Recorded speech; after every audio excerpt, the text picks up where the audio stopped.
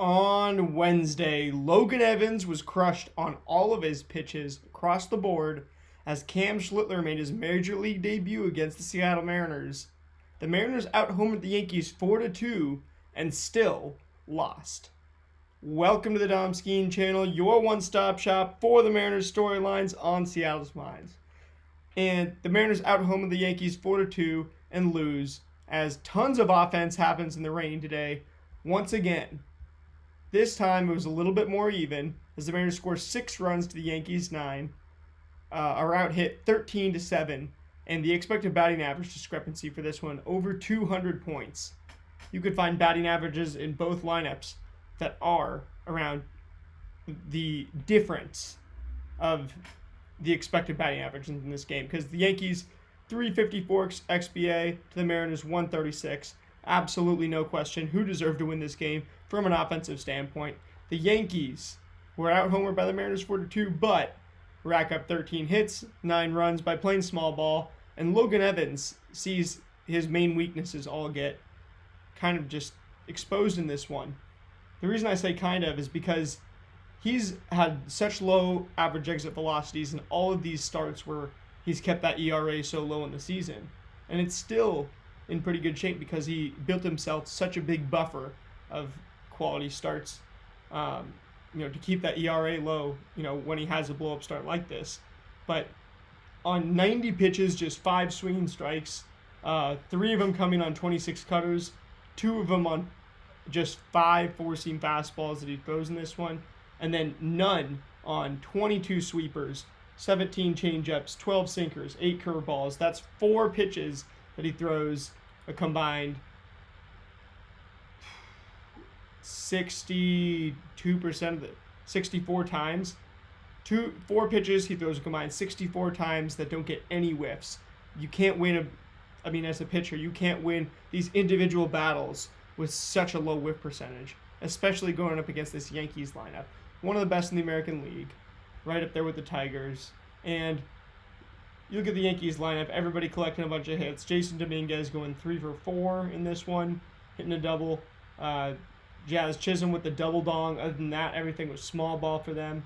Bellinger 2 for 4. Judge with 1 for 3. Stanton 1 for 4. Goldschmidt 1 for 4. Wells 2 for 4. Volpe 1 for 4. And Peraza the only guy not to get a hit, but still scores a run. So the Yankees really small balling it up in this one. Not too much to read into. Logan Evans' final line, though. First, I want to start with the fact that he got hard hit 14 times, which, that's just you can't get hit hard so much. Also, not get any swing and miss, and then have just low velocities on your pitches. So he gets hit hard 14 times on 90 pitches. Gives up 6 earned runs on 9 hits over 4.2 innings. 2 strikeouts to 2 walks, allows the 2 homers, 2 Jazz, which obviously it hurts watching Jazz do it against your team, but it is what it is.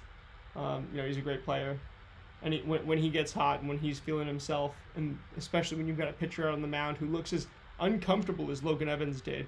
I will say I've seen this guy have quite a bit of poise in his first bunch of starts in the majors, just going out there, kind of cruising through some of these starts without having to meet so much adversity, or really having to deal with too much of adversity, or even when he faces some adversity, doesn't show it in his posture and his body language and the way he carries himself. But in this one today, I see him coming off the mound, taking his sunglasses off right away. I see him just in between pitches, adjusting stuff up here, and he did not look comfortable. Just to the casual, to the outside, observing eye. And that could be any number of things. It could just be the rain, could be any number of things. But the fact that he's giving up runs, could be, who knows, but did not look comfortable. And the line reflects that, as well as the underlying numbers. But moving over to the other side for Cam Schlittler, his major league debut only gives up 5 hard hits on 75 pitches to the Mariners, 5.1 innings, 3 earned runs on 4 hits and 2 walks, 7 strikeouts, does allow the 2 homers, one of them to JP, an absolute pitching wedge for JP Crawford. That was exactly that JP shot to right field. That's exactly how you use that short porch in Yankee Stadium. And then Polanco also takes advantage and puts one out there way back. That one to the back of the second deck in Yankee Stadium. He absolutely crushed that ball. And then Randy obviously hit the homer off of Jonathan Loaizaga, as did Cole Young with his first big league homer. So the 4 homers, all bright spots and great usage of Yankee Stadium. If only you could have had a few more runners on base, and you didn't give up 9 runs today. You should be taking the second game of the series and walking into tomorrow with a chance to take the series. But instead, you've already lost the series and you've got to claw one back tomorrow. It's really frustrating. And this is the problem playing in Yankee Stadium, is that they score so many runs. A team like the Mariners doesn't play in an environment like this all the time. It really feels like these are the trap games for us. These super hitter-friendly ballparks.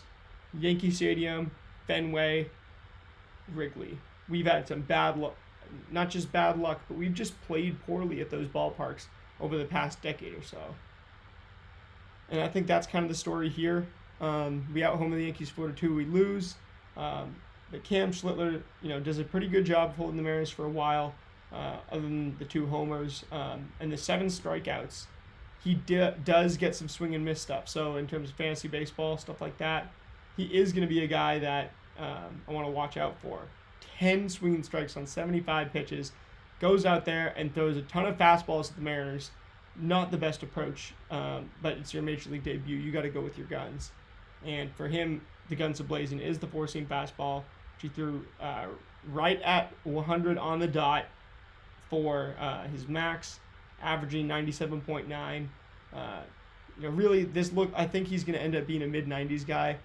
You look at Logan Gilbert, a guy who was throwing really, really hard, but even when he was throwing 99, 98, it's hard to say that he was a whole lot better just because of 2 more miles an hour in velocity, as opposed to being, carrying himself better as a pitcher, knowing how to do it, pitch ability, command, control. And Logan has taken a few ticks off, said, I think I can be just as effective taking a few ticks off and focusing on some of the other auxiliary things. I think Cam Schlittler, that could be a guy who, as his career progresses, that's what happens for him.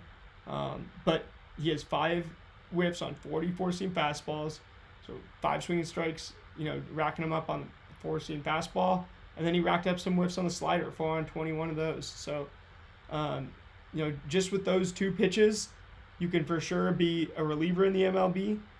If they're as dynamite as we think they are, and they certainly look the part on TV.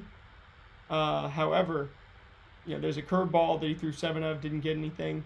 Sweeper he threw 5 of, didn't get anything. Sinker 2 of, nothing.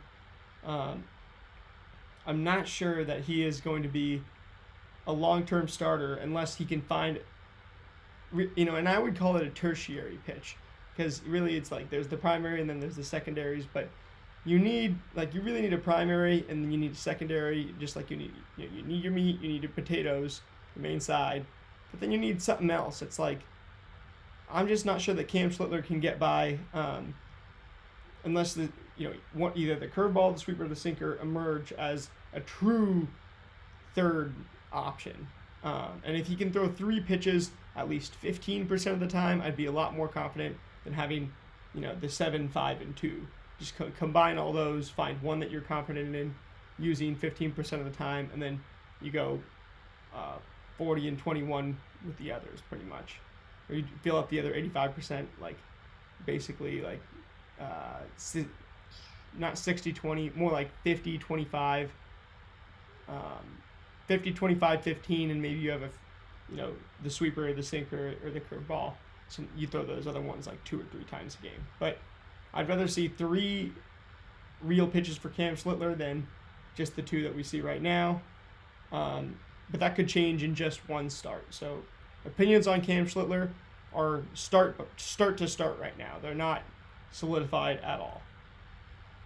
Jonathan Loaizaga comes in, throws a bunch of changeups to the Mariners, and those work. He gets 4 swinging strikes on 11 changeups. So make no mistake, although we hit 2 homers off of Jonathan Loaizaga, it does not mean that we did well against him. Or at least, sorry, against his changeup. The sinker, we hit 1 of those homers off of, and then the curveball, we hit 1 of those homers off of. So no whiffs on 2 curveballs, 1 on 11 sinkers. But that changeup was still a weapon against us. So the changeup and the slider are absolute weapons against the Mariners if you can throw them correctly. And Cam Schlittler, 4 on 21 with the slider tonight. So keep throwing those sliders and those changeups to the Mariners. Luke Weaver comes in, does the same thing.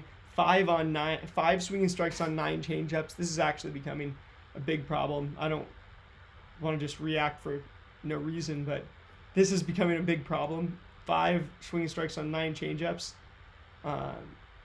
It's over a 50% rate. The Mariners are just whiffing on changeups, sliders, stuff like that. Then what do you expect? Devin Williams comes in, 3 swinging strikes on 5 changeups, and I'm going to end the video there because really the lesson is the same as it was the last bunch of games, which is a book out on the Mariners. We can't hit a slider, and Cam Schlittler kind of exposed that and just used that to his advantage. Then the relievers all came in and abused their changeups. So I would expect tomorrow the Yankees relievers come out and either have a slider or a changeup, and then they dominate the Mariners with it. Unless we see, maybe JP or maybe Randy can catch one of them hanging. But we really just need those hitters in our lineup to catch these breaking balls hanging, because that is the story on the Mariners right now. Anyway, that is going to do it. I will see you guys tomorrow to wrap up this series. That being said, I'm Dom Skeen. Go Lambs.